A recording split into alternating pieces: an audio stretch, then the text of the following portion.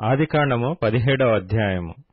అబ్రాము 99 ఏండ్ల వాడైనప్పుడు యెహోవా అతనికి ప్రత్యక్షమై, నేను సర్వశక్తిగల దేవుడను, నా సన్నిధిలో నడుచుచు నిందారహితుడివై యుండుము. నాకును నీకును మధ్య నా నిబంధనను నియమించి నిన్ను అత్యధికముగా అభివృద్ధి పొందించదనని అతనితో చెప్పెను. అబ్రాము సాగిలపడి యుండగా దేవుడు అతనితో మాట్లాడి, ఇదిగో, నేను నియమించిన నా నిబంధన నీతో చేసియున్నాను. నీవు అనేక జనములకు తండ్రివగుదువు, మరియు ఇక మీదట నీ పేరు అబ్రాము అనబడదు. నిన్ను అనేక జనములకు తండ్రినిగా నియమించితిని గనుక నీ పేరు అబ్రాహాము అనబడును. నీకు అత్యధికముగా సంతాన వృద్ధి కలుగచేసి నీలో నుండి జనములు వచ్చునట్లు నియమించుదును. రాజులను నీలో నుండి వచ్చెదరు. నేను నీకును నీ తరువాత నీ సంతానమునకును దేవుడునై యుండునట్లు నాకును నీకును నీ తరువాత వారి తరములలో నీ సంతతికి నీ మధ్య నా నిబంధనను నిత్య నిబంధనగా స్థిరపరచెదను. నీకును నీ తరువాత నీ సంతతికిని నీవు పరదేశివైయున్న దేశమును అనగా కనాను దేశమంతటిని నిత్య స్వాస్థ్యముగా ఇచ్చి వారి దేవుడునై యుందునని అతనితో చెప్పెను. మరియు దేవుడు, నీవు మాత్రమే కాక నీ తరువాతి వారి తరములలో నీ సంతతియు నా నిబంధనను గైకొనవలెను.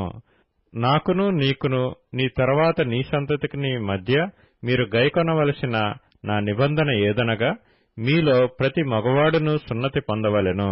మీరు మీ గోప్యాంగ చర్మమున సున్నతి పొందవలెను. అది నాకు నీకు మధ్యనున్న నిబంధనకు సూచనగా ఉండును. 8 దినముల వయస్సు గలవాడు అనగా నీ ఇంట పుట్టినవాడైనను నీ సంతానము కాని అన్యుని యొద్ద వెండితో కొనబడినవాడైనను మీ తరములలో ప్రతి మగవాడు మీలో సున్నతి పొందవలెను. నీ ఇంట పుట్టినవాడును నీ వెండితో కొనబడినవాడును తప్పక సున్నతి పొందవలెను. అప్పుడు నా నిబంధన మీ శరీరమందు నిత్య నిబంధనగా ఉండును. సున్నతి పొందని మగవాడు అనగా ఎవని గోప్యాంగ చర్మమున సున్నతి చేయబడదో అట్టివాడు తన జనులలో నుండి కొట్టివేయబడును. వాడు నా నిబంధనను మీరియున్నాడని అబ్రాహాంతో చెప్పెను. మరియు దేవుడు, నీ భార్య అయిన శారయు పేరు శారయు అనవద్దు, ఏలయనగా ఆమె పేరు శారా. నేనామెను ఆశీర్వదించి ఆమె వలన నీకు కుమారుని కలుగచేసెదను. నేనామెను ఆశీర్వదించెదను. ఆమె జనములకు తల్లి అయి యుండును. జనముల రాజులు ఆమె వలన కలుగుదురని అబ్రాహాంతో చెప్పెను.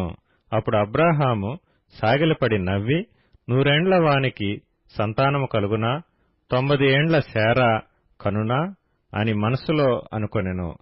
అబ్రాహాము, ఇష్మాయేలు నీ సన్నిధిని బ్రతుకుననుగ్రహించుము అని దేవునితో చెప్పగా, దేవుడు, నీ భార్య అయిన శారా నిశ్చయముగా నీకు కుమారుని కనును. నీవతనికి ఇస్సాకు అని పేరు పెట్టుదువు. అతని తరువాత అతని సంతానము కొరకు నిత్య నిబంధనగా నా నిబంధనను అతనితో స్థిరపరచెదను. ఇష్మాయేలును గూర్చి నీవు చేసిన మనవి నేను వింటిని.